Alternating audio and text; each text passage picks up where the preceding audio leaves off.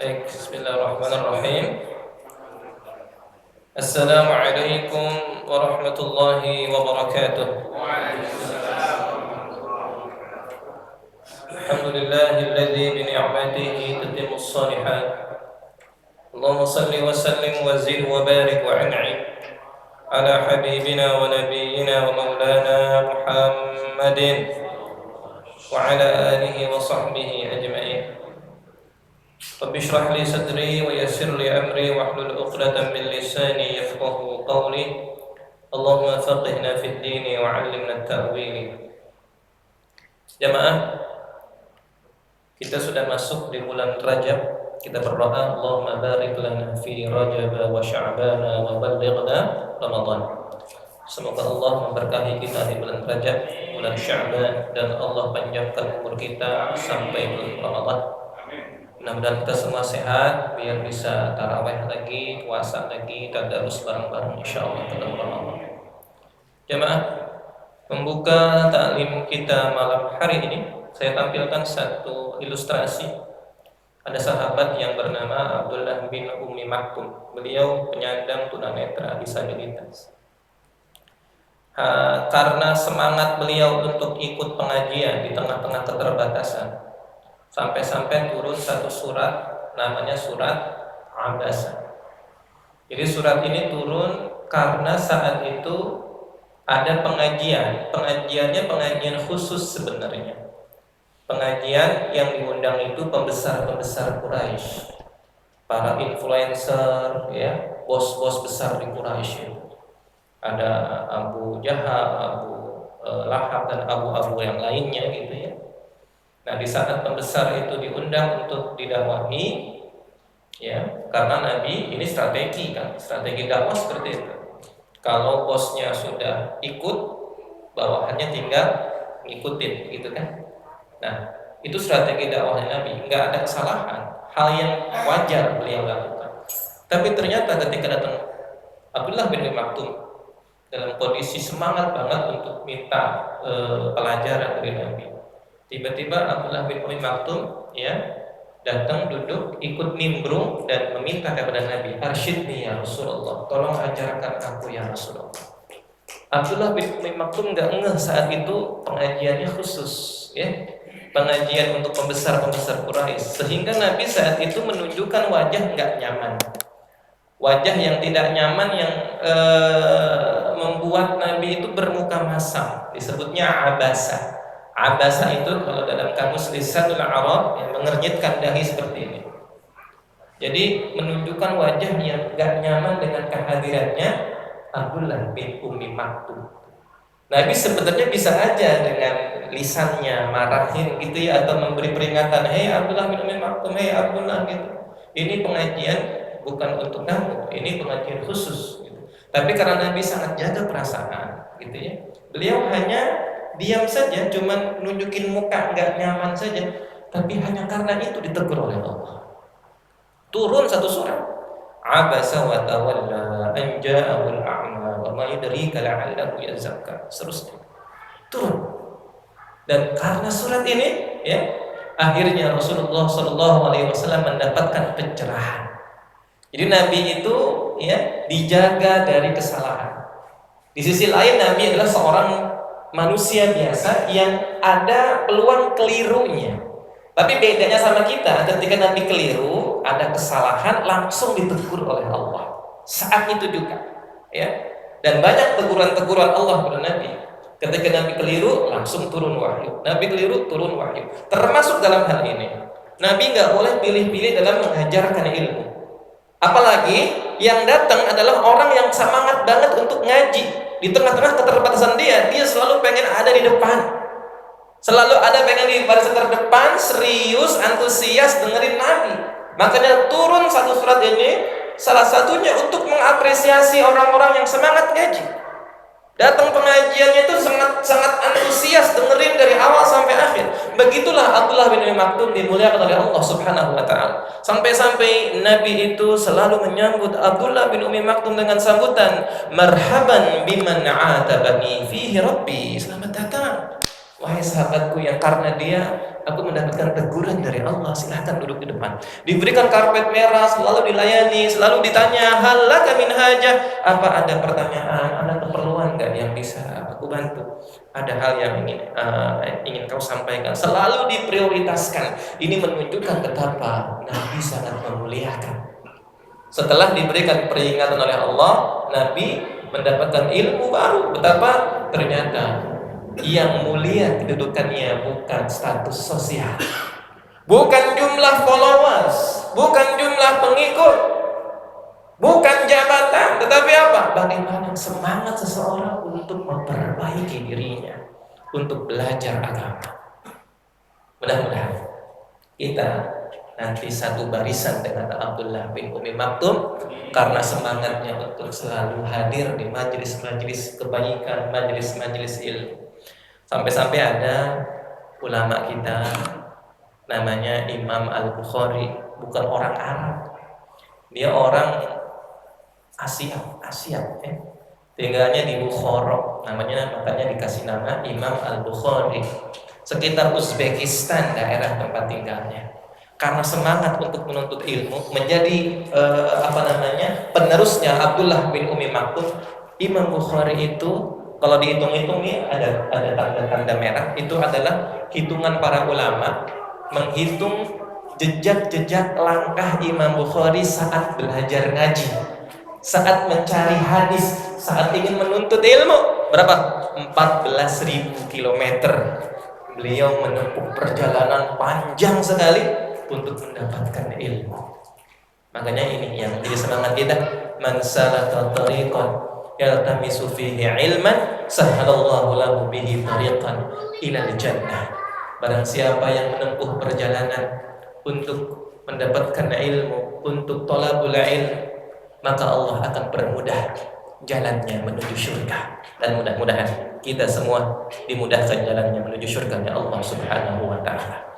Jamaah sekalian, malam hari ini saya ingin membahas satu tema terinspirasi dari surat Al-Mutaffifin. Kemarin kalau tadi informasi pengurus bulan lalu nggak ada ya? Bulan lalu ada Al-Humazah berarti. Khas berarti Al-Humazah. Untuk malam hari ini saya mau bahas satu surat yang depannya mirip-mirip Al-Humazah. Kalau Al-Humazah diawali dengan kata wailun. Kita buka suratnya ya. Jemaah. Surat Al-Humazah. Kita udah bahas Al-Humazah ya. Sama-sama diawali dengan kata-kata wailun. Wailun itu artinya apa? Celaka. Kecelakaan yang akan diancamkan kepada manusia baik fid dunya wal akhirah, baik di dunia dan akhirat. Wailun dalam arti yang lain adalah nama lembah di neraka jahanam. Artinya bagi pelaku lumazah maka ancamannya nggak main-main. Ancamannya itu berat. Sebuah ancaman yang wailun malapetaka fid dunya wal akhirah. Dan wailun yang lain di surat Al-Mutaffifin jemaah. Sama, diawali kata-kata sama, wailun juga. Wailun. Celaka bagi siapa? Bagi, kalau tadi lumazah itu bagi pelaku-pelaku penghina, orang-orang yang suka merendahkan orang lain. Humazah itu merendahkan orang lain dengan perkataan, lumazah merendahkan orang lain dengan gerakan-gerakan. Gestur-gestur tubuh mencibir pakai gerakan-gerakan, ya. Itu lumazah namanya. Humazah pakai mulut, melabelin dengan label-label negatif, ya kan? Ya. Dengan ya, bukan, ini nggak ada hubungan dengan yang itu yang sedang hangat ya, bukan, nggak ada hubungannya dengan nggak ada ya. Jamaah gini jamaah, lumazah emang ini para ulama yang menjelaskan loh, sepele nih, dianggapnya banyak orang sepele loh, tapi ini bisa mengakibatkan wailun bagi pelaku lumazah dengan niat merendahkan, dengan niat melecehkan orang lain dengan perkata atau dengan gerakan. Ancamannya jangan main-main, wailun, kecelakaan. Yang kedua, wailun bagi siapa? Bagi pelaku kecurangan. Kecurangan dalam hal apapun. Karena wailun lil mutaffifin ayat ini bukan hanya berlaku di hubungan berkaitan dengan muamalah di pasar, bukan. Tapi kecurangan dalam bidang apapun, maka ancamannya adalah wailun. Maka Imam Sufyan Ats-Tsauri dalam kitab Tanbihul Ghafilin, beliau memberikan satu statement yang ini kita harus garis bawahi jemaah. Hati-hati. Hubungan kita sama manusia itu dosanya lebih berat, ya. Intalaqiyah, ketika kita berjumpa dengan Allah Subhanahu wa taala bisab'ina dzamban, dengan 70 dosa, ya, maka apa? Ahwanu alaika, itu lebih ringan kalau dosa kita antara kita dengan Allah. Kenapa? Allah Maha Pengampun, Allah Maha Pemaaf, Allah Maha Pengasih. Seandainya dosa kita setinggi gunung, masih ada peluang diampuni dan dimaafkan. Tapi seandainya kita meninggal dalam keadaan masih membawa satu dosa saja, dan dosanya ini kepada manusia, manusia itu nggak ada sifat ghafur, manusia itu nggak ada sifat tawab, nggak ada. Bisa jadi gara-gara satu dosa, pahala sholat kita akan menjadi hilang. Maka banyak orang jadi muflis, orang-orang yang jadi bangkrut ketika dia dihadapkan di hadapan Allah di hari pengadilan. Padahal udah banyak ibadahnya, dia ahli sujud, ahli puasa, tapi karena punya tuntutan waktu di dunia, dia punya kesalahan sesama manusia yang belum dituntaskan, boleh jadi dia akan habis. Makanya Imam Sufyan Ats-Tsauri memberikan sebuah warning, ahwanu alaik, dosa kita kepada Allah itu konsekuensinya lebih ringan, tapi kalau sesama manusia wailun. Maka hati-hati jamaah, ini menjadi ancaman yang sangat berat bagi kita. Untuk itu malam hari ini spesial saya sampaikan ini untuk menjadi warning bagi kita. Ada satu gambar yang saya tampilkan di sini. Ini gambar apa? Kalau kita lihat, ini adalah bekas-bekas bangunan dari bangsa Madian namanya. Sebuah bangsa kaya, makmur, sejahtera. Tapi endingnya sangat mengerikan. Dibinasakan oleh Allah Subhanahu wa ta'ala. Karena apa? Karena dua kelakuan yang membuat Allah murka kepada mereka. Yang pertama, kesyirikan. Yang kedua, perilaku mutaffifin tadi. Kecurangan yang terjadi secara terstruktur. Dari atas sampai bawah itu udah biasa melakukan kecurangan. Kemudian dilakukan secara sistemik. Bukan hanya di pasar, kecurangan berada di gedung-gedung mereka, di para penguasa, bahkan sampai di kehidupan sosial dan masyarakatnya udah biasa yang namanya mutaffifin, dan masif tersebar di tengah-tengah masyarakat. Untuk itu diutuslah seorang nabi, wa ila madyana akhahum syu'aiba qala ya qaumi ibudullaha ma lakum min ilahin ghairah wa la tanqusul mikyala wal mizan inni arakum bi khair wa inni akhafu alaikum adzab yaumin muhit. Dan kepada bangsa Madian diutuslah nabi bernama siapa? Syu'aib alaihi salam. Nabi Syu'aib diberikan misi.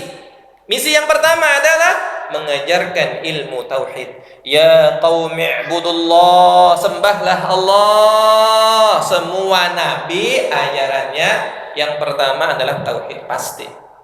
Dari Nabi Adam sampai Nabi Muhammad SAW, termasuk Nabi Isa, ajarannya sama. Enggak mungkin Nabi Isa mengajarkan ya kepada umatnya untuk menyembah dirinya, enggak mungkin. Karena itu ajaran yang diperbaharui. Kalau ajaran Trinitas, ajaran untuk menuhankan diri seorang nabi, itu bukan ajaran nabi. Semua nabi ajarannya sama, pasti ya qaumi ibudullah, pasti diajarkan ilmu tauhid. La ilaha illallah. Misi yang kedua, yang enggak kalah beratnya adalah mengedukasi bangsa Madian, masyarakat yang udah rusak banget. Wala tanqusul mikyala wal mizan, jangan curang. Jauhkan kecurangan dalam kehidupan kalian. Inni arakum bi khair. Nah, ini jamaah nih. Saya kalau melihat ayat ini jamaah, tadabbur ayat ini. Jadi ingat sebuah bangsa yang kaya. Ini Nabi Syuaib ingetin, inni arakum bi khair. Aku melihat kalian dalam keadaan khair. Diberikan limpahan karunia, kebaikan, banyak kemakmuran, banyak kekayaan, hidup kalian happy. Kalian ini udah banyak privilege yang Allah kasih sama kalian, banyak karunia yang Allah kasih sama kalian. Ini arakum bi khair. Tapi kalau kalian begini terus, nggak meninggalkan kemusyrikan, nggak meninggalkan kecurangan, 2 poin ini aja nih, kalian terus menjadikan sebuah budaya, kultur di tengah-tengah masyarakat. Inni akhafu alaikum adzab yaumin wahid. Aku takut kalian bakal disiksa oleh Allah. Kalian bakal celaka. Kalian bakal dapat malapetaka yang mengerikan. Ternyata setelah dinasihatin sama Nabi Syuaib alaihi salam, respon mereka tutup telinga aja. Nggak mau dengar. Bahkan dibilang sok tahu. Apalagi Nabi yang dihadirkan itu dari kalangan mereka juga. Akhahum, kalimatnya akhahum, saudara mereka juga yang hidup bersama mereka, udah tahu track recordnya. Orang-orang biasa lah, bukan yang seperti raksasa atau memiliki kekuatan super, enggak. Mereka pengennya Nabi itu dari langit seperti malaikat gitu. Akhirnya dilecehkan. Peringatan-peringatan Nabi apa? Diabaikan. Mereka menutup telinga. Dan apa yang terjadi? Kita tahu akhir kehidupan bangsa Madian dimusnahkan sampai ke akar-akarnya. Sekarang kagak bakal ada kita lihat cucu-cucu keturunan bangsa Madian yang masih tersisakan. Karena dimusnahkan sampai ke akar-akarnya. Gak ada. Saking apanya? Murkanya Allah kepada mereka yang membiarkan 2 poin tadi, kemusyrikan dan kecurangan terjadi di tengah-tengah masyarakat. Untuk itu jamaah, kita lihat gambar ini. Sebuah ilustrasi yang menjadi poin tadabbur kita malam hari ini. Anggap saja kapal ini adalah sebuah kapal bernama Nusantara. Ada sekelompok orang yang tidak mau merasakan kesulitan, pengennya dapat kenikmatan secara instan. Yang numpang kapal ini macam-macam, ada anak-anak, remaja, bapak-bapak, ibu-ibu, semua kalangan ada di kapal ini, jemaah. Dan ternyata di sebagian penumpang ini ada orang-orang yang culas, berpikirnya instan. Dia nggak mau seperti yang lain untuk ngantri, capek-capek untuk ngambil air, makanya biar nggak antri, mereka melakukan kecurangan dengan cara apa? Melubangi kapal sedikit-sedikit. Makanya mutafifin itu jemaah sebenarnya itu kecurangan yang tadinya receh doang. At-tafif itu adalah segenggam. Kecurangan yang dilakukan sedikit doang, recehan yang diambil, awalnya begitu. Tapi karena udah jadi kebiasaan, ngancurin kehidupan satu bangsa. Karena ini nih, orang ini dibiarin, cuman ditonton sama sebagian yang lain, bahkan diikutin, bahkan didukung. Akhirnya yang hancur, yang tenggelam, yang ngelubangin kapal doang, apa seluruhnya jemaah kira-kira? Kita semua sepakat yang bakal celaka adalah satu kapal. Satu kapal bakal tenggelam. Bukan cuma dia nih yang pengen nikmat secara instan pakai cara curang. Maka Nabi udah mewanti-wanti sama kita, udah ngingetin kita.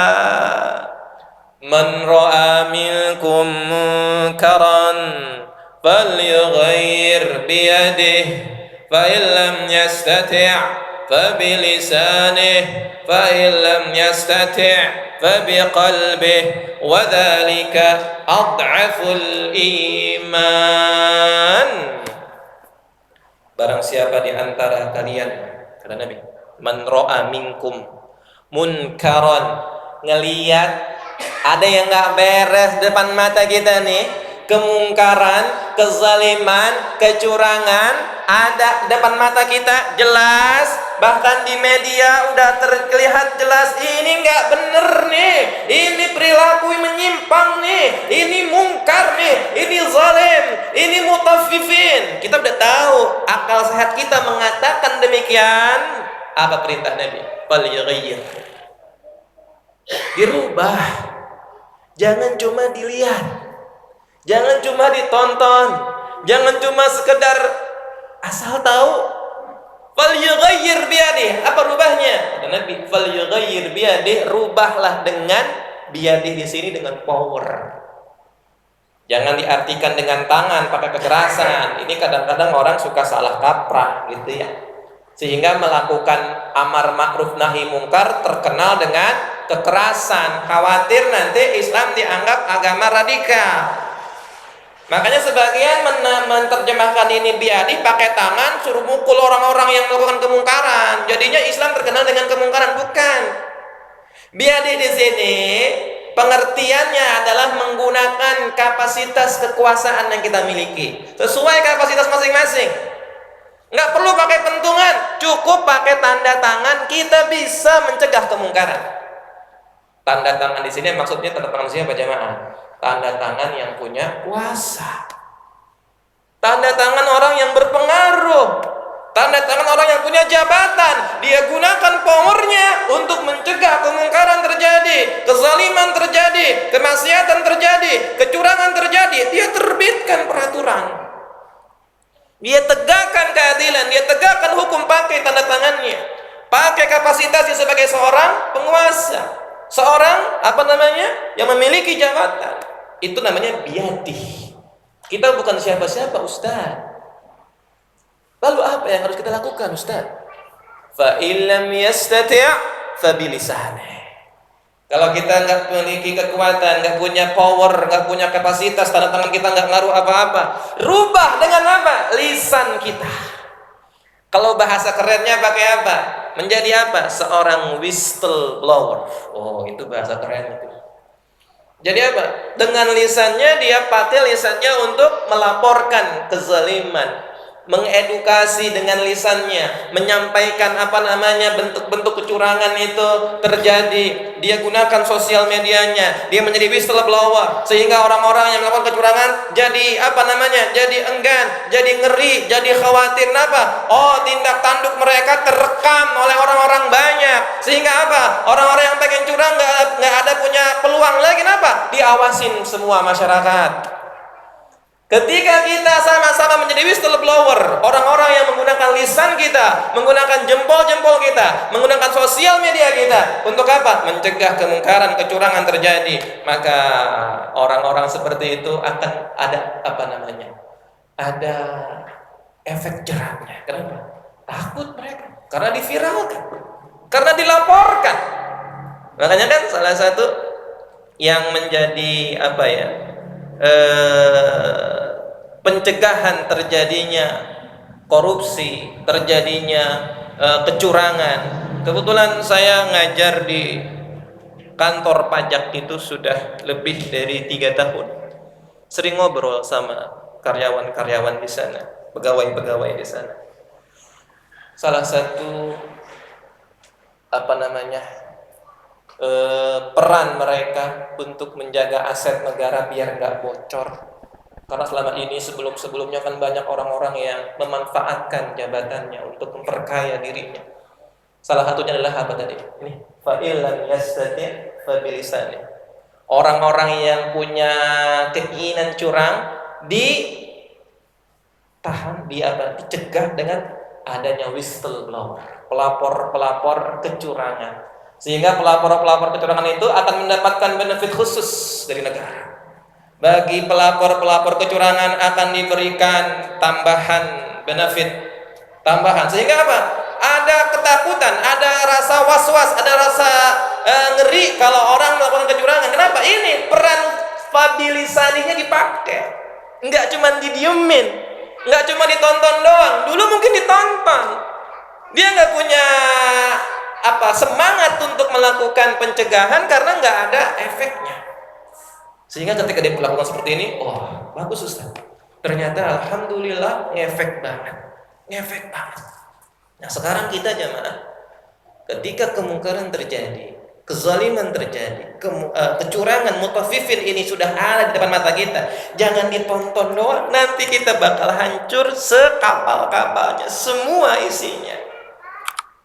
Nah jemaah, lanjutan hadis ini, kita nggak punya power, kita nggak ada kapasitas untuk menjadi whistleblower. Kita juga takut gitu ya, kalau misalkan melakukan yang namanya pelaporan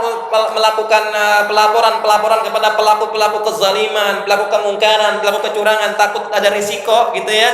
Apa kata Nabi? Fa'il lam yastati, kalau nggak sanggup, dengan lisan kita nggak sanggup, dengan power kita nggak punya, apa yang terakhir? Fa'il lam yastati fabi qalbi.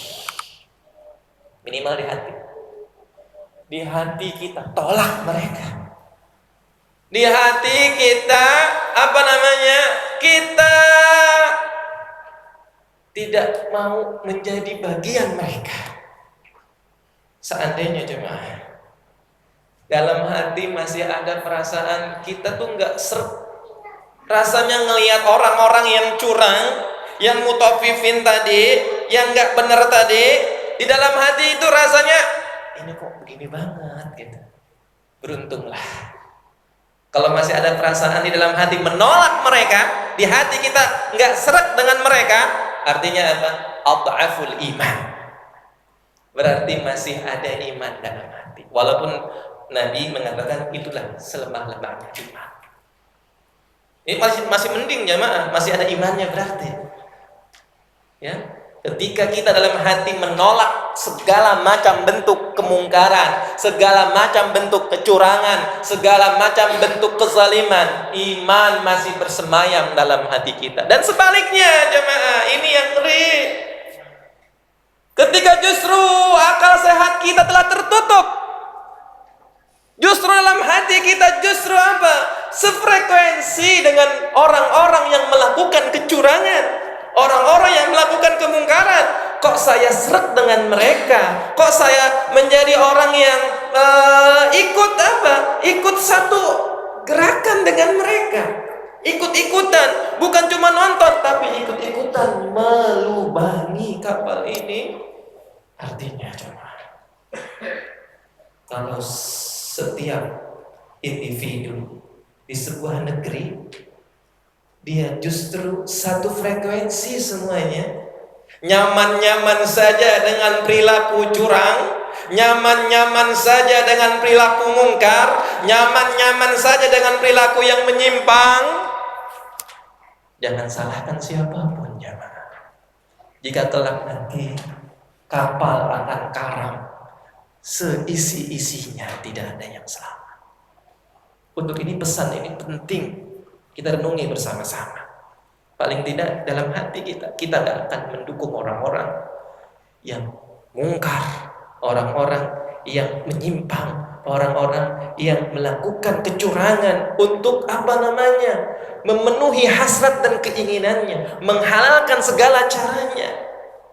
Maka jamaah sekalian, pesan saya jamaah, jangan jadi seperti Bani Israel. Bani Israel itu membiarkan kemungkaran terjadi. Bani Israel memposisikan dirinya hanya menjadi penonton.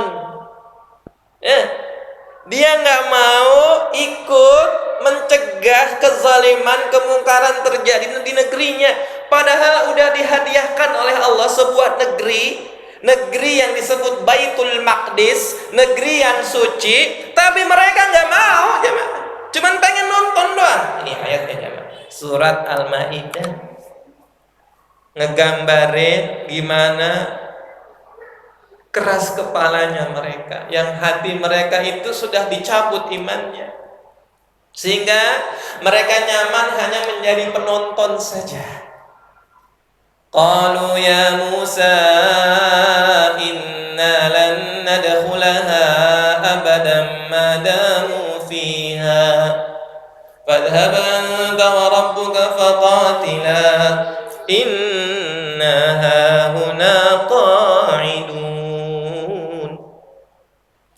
Fir'aun Bani Israel berkata kepada nabinya, Nabi Musa, yang sebelumnya itu Nabi Musa bersama Bani Israel itu diperintahkan Allah masuk sebuah negeri namanya Baitul Maqdis yang sekarang terkenal dengan nama apa? Palestina. Negeri yang suci udah dihadiahkan oleh Allah. Di negeri tersebut banyak orang yang zalim, banyak orang yang melakukan kemungkaran, kemaksiatan. Nabi Musa dan Bani Israel diperintahkan Allah masuk, cegah kemungkaran terjadi, usir mereka orang-orang yang melakukan kemungkaran dan kezaliman itu. Tapi apa yang terjadi jemaah? Ketika Nabi Musa ngajak baik-baik, Bani Israel untuk bersama-sama berjuang, yuk. Jangan jadi penonton doang, yuk kita sama-sama berikhtiar. Kita sama-sama merubah nih kondisi negeri yang udah Allah hadiahkan. Ini karunia yang Allah kasih sama kita loh. Ayo bareng-bareng berjuang yuk. Apa jawaban mereka? Ya Musa, inna lan nadkhulaha abadan ma damu fiha. Hai Musa, kami enggak akan masuk selama-lamanya ke negeri itu selama masih ada mereka. Enggak mau. Kami enggak mau ngambil resiko. Kami udah susah hidupnya, udah sering dikejar-kejar sama Fir'aun, anak-anak kami disembelih, hidup kami luntang-lantung segala macam. Enggak mau ngambil resiko. Kalau harus masuk dalam kondisi sekarang kami enggak mau. Fadhhab anta wa rabbuka faqatila inna hauna qa'idun. Kalau mau ente berdua aja sama Tuhanmu tuh. Saking songongnya Nabi Musa diperintahkan sama murid-muridnya, Anda berdua saja, berdua. Perang sendiri, masuk sendiri, jihad sendiri, berjuang sendiri, rubah sendiri. Kami inna hahuna qa'idan, nonton di sini dari jauh. Kami lihat dari jauh, kalau udah oke, udah aman, baru kita masuk. Itu Bani Israel begitu jemaah. Nggak mau diajak untuk mencegah kemungkaran, melakukan perubahan-perubahan di dalam negeri yang sudah Allah janjikan. Makanya Allah Subhanahu wa taala menyampaikan di ayat yang lain, la yastawil qa'iduna minal mu'minin ghairu ulil dharari wal mujahiduna fi sabilillahi bi amwalihim wa anfusihim faddalallahu al mujahidina bi amwalihim wa anfusihim al qa'idina darajah wa kullu wa'adallahu al husna. Beda nilainya di sisi Allah. Orang-orang yang cuma duduk-duduk doang dengan orang-orang yang beriman, yang ikut berjuang, yang ikut berikhtiar di jalan Allah, melakukan yang namanya amar ma'ruf nahi munkar, mencegah terjadinya kerusakan di negerinya, bi amwalihim wa anfusihim, dengan hartanya, dengan uangnya, dia sumbangkan, dia berdonasi, bahkan dengan jiwa raganya. Dia berikhtiar untuk sama-sama melakukan pencegahan kerusakan yang terjadi di negerinya. Beda orang yang cuma duduk-duduk nonton doang dengan orang yang ikut berjuang, turun bareng. Maka jemaah sekalian, ini adalah sebuah gambaran betapa Allah Subhanahu wa taala memuliakan orang yang bukan hanya menjadi penonton, tetapi orang yang ikut berkontribusi mencegah kemungkaran, berkontribusi mencegah kecurangan terjadi di negerinya. Maka di ayat yang lain Allah Subhanahu wa taala memberikan sebuah gambaran yang sangat penting untuk kita tadabburi jemaah. Di mana semangat ini harus kita Harus kita perkuat di dalam jiwa kita, di dalam spirit kehidupan kita. Semangat apa? Semangat untuk melakukan kontribusi walau sekecil apapun. Karena Allah Subhanahu wa taala, fa amma man a'ta wattaqa, memuji orang-orang yang senantiasa melakukan kontribusi untuk kebaikan, kontribusi untuk menegakkan kebenaran dengan apapun yang dia punya.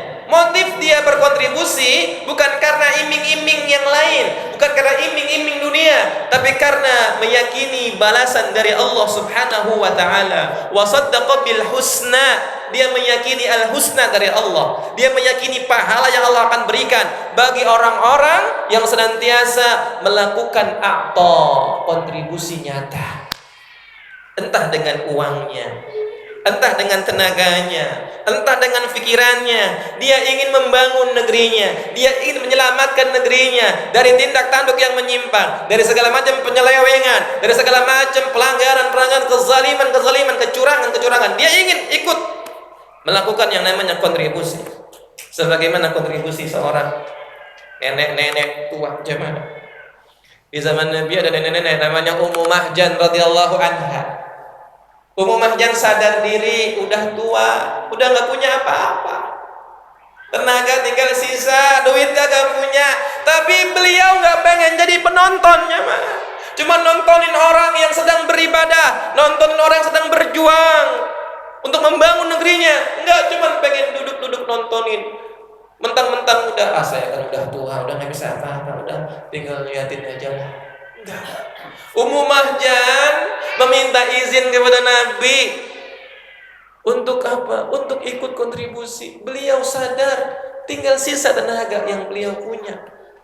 Cuman satu yang beliau lakukan apa? Kontribusi cuman untuk sekedar mungutin sampah-sampah di Masjid Nabawi. Ya Rasulullah, bolehkah saya menjadi marbotnya Masjid Nabawi? Mungutin sampah. Nabi ngizinin karena Nabi tahu semangatnya ini yang diapresiasi.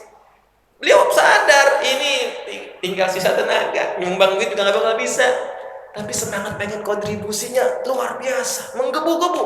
Akhirnya silakan. Tiap hari dia kontribusi untuk apa? Ikut dalam kebaikan, barisan kebaikan, barisannya Nabi dan para sahabat. Dia sapu, dia pungut, dan qadarullah ternyata Ummu Mahjan meninggal, nggak lama. Kontribusinya nggak lama, tapi jamaah semangat kontribusinya melampaui usianya.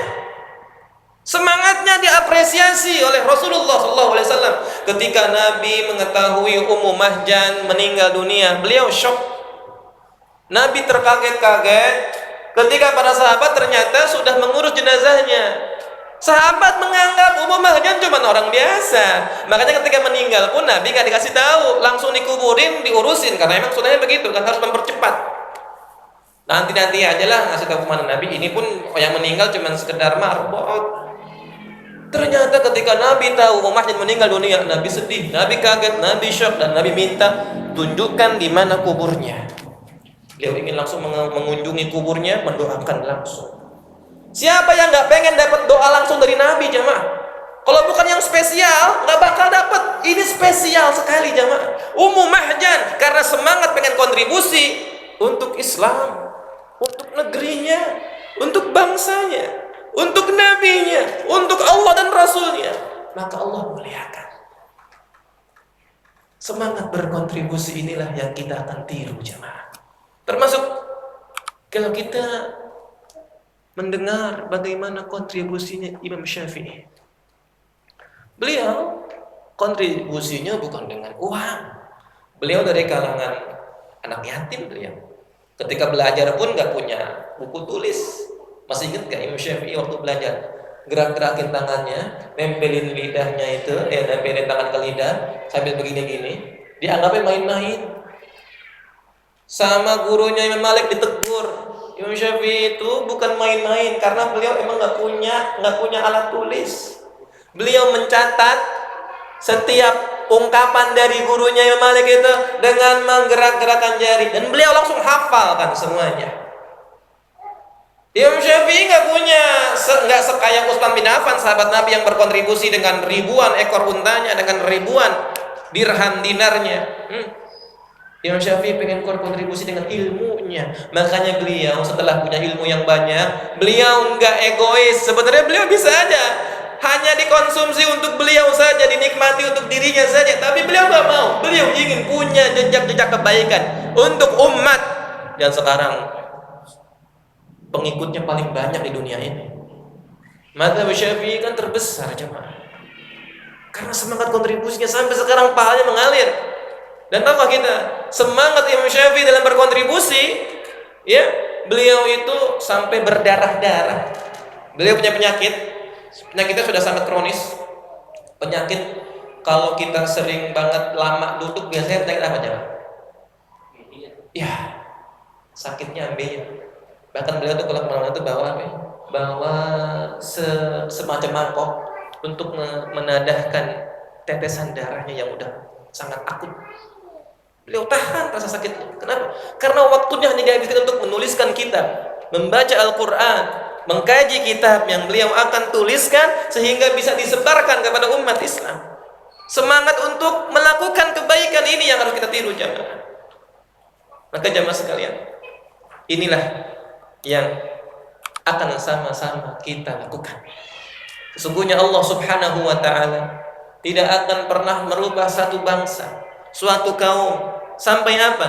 Sampai kaum individu-individunya tuh, ya, orang-orang di dalam kaum tersebut, orang-orang dalam negeri tersebut mau merubah dirinya, mau melakukan kontribusi untuk negerinya. Innallaha la yughayyiru ma bi anfusihim. Innallaha la yughayyiru ma biqaumin hatta yughayyiru ma bi anfusihim. Sesungguhnya Allah Subhanahu wa ta'ala tidak akan pernah merubah nasib suatu kaum hatta yughayyiru ma bi anfusihim, sampai diri mereka masing-masing, personil-personilnya, orang-orang di dalam negeri tersebut mau merubah dirinya. Maka jangan harap negeri kita akan mengalami yang namanya perubahan dalam kebaikan ini, perubahan dalam kemakmuran, perubahan dalam keadaan-keadaan kedepannya, kalau kita secara personalnya tidak mau merubah keadaan. Maka ini pesan penting untuk sama-sama kita renungi. Jangan sampai, sekali lagi jamaah, nasib yang menimpa bangsa Madian menimpa negeri kita. Dan kita berdoa kepada Allah Subhanahu wa ta'ala, mudah-mudahan negeri kita menjadi negeri yang baldatun thayyibatun wa rabbun ghafur, negeri yang dirahmati, mendapatkan berkah oleh Allah Subhanahu wa ta'ala.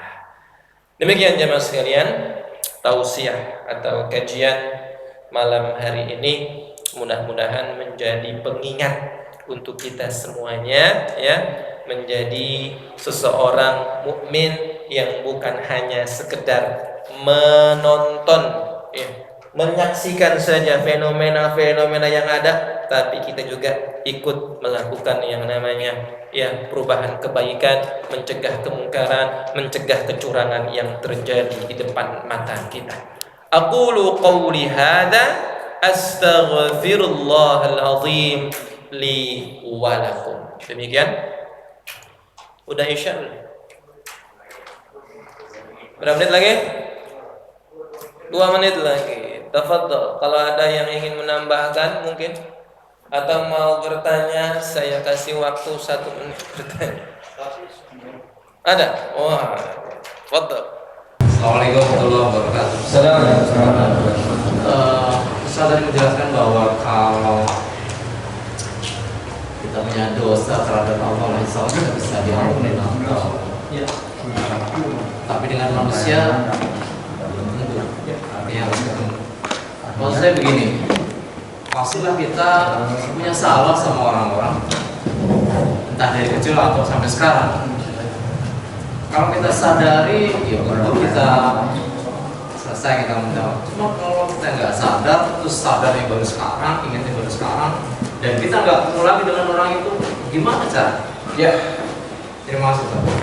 Masya Allah, tabarakallah. Ini menjadi semangat kita bersama. Jika kita dalam sisa-sisa usia ini menyadari ada tanggungan, perbuatan atau kezaliman yang belum sempat kita tuntaskan, bagaimana cara kita meminta maaf kepada orang tersebut? Bagaimana cara kita membayarnya? Kalau masih ada kesempatan untuk bertemu dengannya, kita langsung bersilaturahim, menyambung lagi persaudaraan, itu lebih ahsan tentu saja. Namun jika qadarullah ternyata kita putus komunikasi, kita sulit mencari orangnya, Cara yang paling efektif adalah dengan menghadirkan doa untuk yang bersangkutan. Kita hadirkan wajahnya, kita berikan doa terbaik untuknya. Dengan doa-doa itu menjadi kafarat untuk kita. Atau kita memberikan yang namanya kebaikan atas nama dirinya. Misalkan kita bersedekah untuk atas nama dirinya. Ini bagian dari kafarat yang pernah kita lakukan. Yang repot adalah ketika kita ini seorang pemimpin yang diberikan amanah mengatur jutaan orang, yang ternyata karena kebijakan kita menzolimi jutaan orang. Itu yang paling berat. Bagaimana cara kita membayar kesalahan-kesalahan kita kepada jutaan? Maka itu yang paling berat adalah sosok pemimpin yang melakukan kezaliman dengan kebijakan-kebijakannya kepada masyarakat banyak. Nasibnya itu di ujung tanduk karena sulit. Dia akan sulit meminta maaf kepada jutaan orang, sulit. Makanya salah satu 7 kelompok yang mendapatkan naungan saat Yaumul Mahsyar adalah Imamul Adil. Imam adil, pemimpin yang adil. Kenapa? Karena resikonya sangat tinggi. Resikonya sangat tinggi akan mendapatkan tuntutan dari apa? Dari jutaan manusia yang merasa terzalimi. Kita untungnya bukan pemimpin, bukan gubernur, bukan wali kota, bukan presiden. Kalau Bapak jadi presiden Pak berat. Makanya Bapak jangan jadi presiden Pak ya, agak berat. Kita orang biasa aja untuk minta maaf kepada orang-orang di sekitar kita. Ya.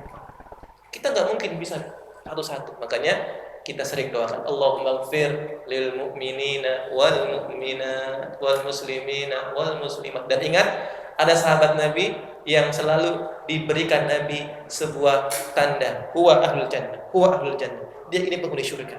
Ternyata keluhnya adalah bukan karena tahajudnya, bukan karena tilawahnya, bukan karena puasanya, tapi karena apa? Karena hatinya yang selalu menghadirkan sahabat-sahabatnya yang pernah dia zalimi, yang pernah dia sakiti, dia hadirkan untuk apa? Mendoakan yang bersangkutan. Makanya ini bagian dari kafarat untuk orang-orang yang mungkin kita belum sempat meminta maaf kepadanya. Wallahu a'lam bishawab. Mungkin itu udah cukup waktunya habisnya. Subhanakallahumma wa bihamdika asyhadu an la ilaha illa anta astaghfiruka wa atubu ilaik. Assalamualaikum warahmatullahi wabarakatuh.